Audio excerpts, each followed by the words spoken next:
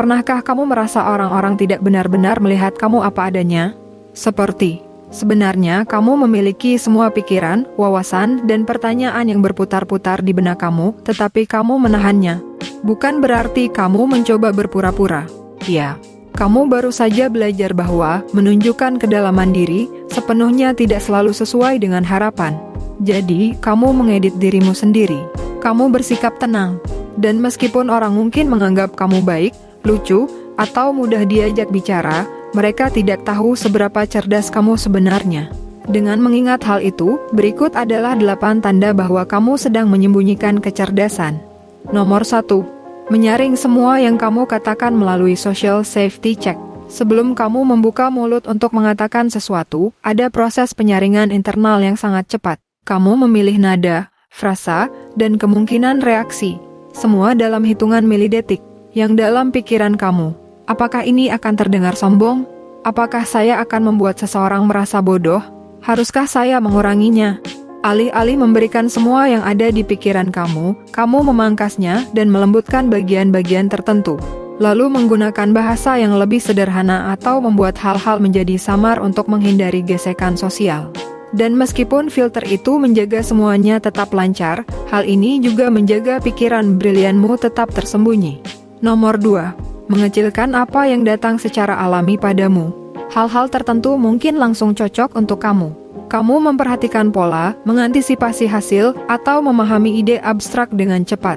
Kebiasaan mental ini terasa sangat normal sehingga kamu berasumsi bahwa siapapun dapat melakukan hal yang sama. Namun, ketika orang merespon dengan rasa kagum, kamu akan terkejut.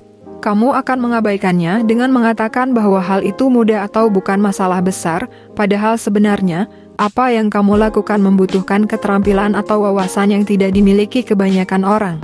Mungkin kamu telah melakukan ini begitu lama, sehingga kamu telah menginternalisasi gagasan bahwa jika sesuatu tidak sulit bagi kamu, maka hal itu pasti bukan sesuatu yang istimewa. Nomor 3. Merahasiakan pencapaian.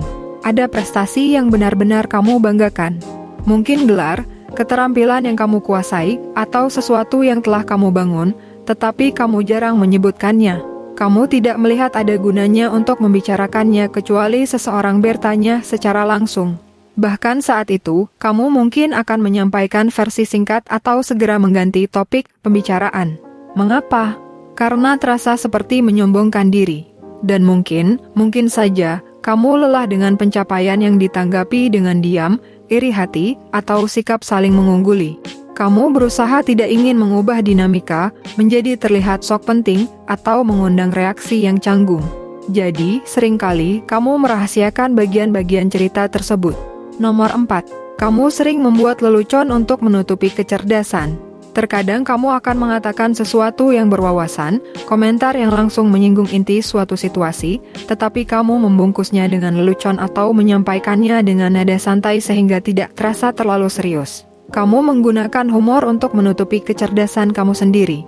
Karena jika orang menganggap kamu hanya bersikap jenaka atau suka bermain-main, mereka cenderung tidak merasa terancam atau canggung. Dengan cara ini, kamu dapat mengekspresikan pengamatan kamu tanpa membuat orang lain menjadi tegang. Namun, hal ini juga berarti bahwa kecerdasanmu seringkali tidak disadari. Nomor 5. Kamu merasa nggak nyambung pada saat dalam obrolan yang dangkal. Kamu memang hadir, terlibat, dan sopan. Namun, obrolan ringan, topik yang dangkal, atau diskusi yang terlalu berulang membuat kamu merasa tidak bersemangat. Sementara orang lain tampak sangat puas. Kamu menunggu sesuatu yang lebih menarik untuk diikuti. Kamu tidak berusaha menjadi sulit. Pikiran kamu hanya disetel ke tingkat interaksi yang berbeda. Kamu mendambakan diskusi yang melibatkan nuansa, kompleksitas, atau perspektif baru. Ketika itu tidak terjadi, kamu diam-diam melepaskan diri tanpa ketahuan. Nomor 6. Menjaga kepentingan kamu tetap pribadi. Ada beberapa topik yang benar-benar membuat kamu bersemangat. Mungkin bidang ilmiah, periode sejarah, ide filosofis, atau keterampilan teknis yang telah kamu tekuni secara mendalam. Meskipun demikian, kamu telah belajar bahwa topik-topik ini jarang cocok untuk percakapan santai. Tidak semua orang akan merasa penasaran seperti kamu. Kamu mungkin pernah berbagi kegembiraan sebelumnya dan hanya dibalas dengan tatapan kosong atau topik pembicaraan yang berubah dengan cepat. Setelah cukup banyak momen seperti itu, kamu berhenti mencoba membicarakannya.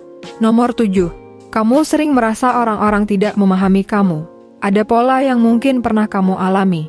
Mengatakan sesuatu yang bijaksana, dan hal itu disalahpahami. Atau kamu menawarkan perspektif, dan perspektif itu diabaikan. Setelah beberapa saat, terus-menerus mengulang atau mengklarifikasi dan mulai membuat kamu lelah.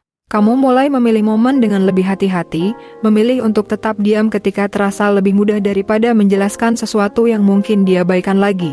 Di luar sana, kesunyian kamu disalahartikan sebagai ketidakpedulian, meskipun kamu sangat terlibat secara internal. Nomor 8. Kamu membiarkan orang lain menjadi pusat perhatian, bahkan saat kamu yang memimpin pekerjaan. Orang-orang mempercayai kemampuanmu.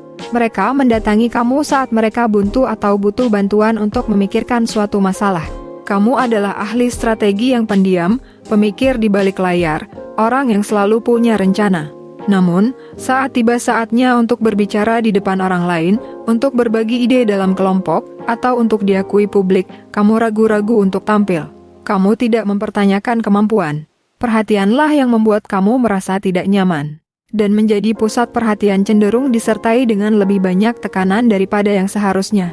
Oleh karena itu, kamu tetap berada di belakang layar, meskipun kontribusi kamu secara langsung dapat dirasakan dampaknya. Begini masalahnya, jika kamu menyembunyikan kecerdasan kamu, mungkin itu karena dunia melatih kamu untuk melakukannya.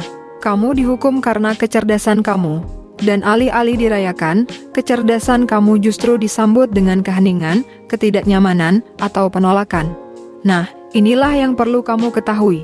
Menyembunyikan kecerdasan kamu tidak akan melindungi kamu. Itu malah membuat kamu kurang dihargai. Jika semua ini terasa sangat akurat, mungkin sudah saatnya untuk berhenti memperlakukan pikiran kamu seperti beban. Mulailah menunjukkannya lebih sering. Biarkan orang lain melihat versi diri kamu yang tidak mengedit berlebihan atau tetap diam karena kebiasaan. Kamu tidak perlu memaksakannya. Beri ruang untuk sedikit lebih banyak perspektif kamu yang sebenarnya dalam momen sehari-hari. Orang-orang yang menghargai kedalaman akan melakukan lebih dari sekadar memperhatikan. Mereka akan menghormati kamu karenanya. Terima kasih telah menonton. Jika ini sesuai dengan kamu, berikan komentar. Kami akan senang mendengarnya dari kamu. Jangan lupa untuk like, subscribe, dan share video ini dengan seseorang yang perlu mendengarnya. Dan jika kamu siap untuk lebih banyak konten seperti ini, stay with my channel. Masih banyak lagi yang akan datang untuk kamu.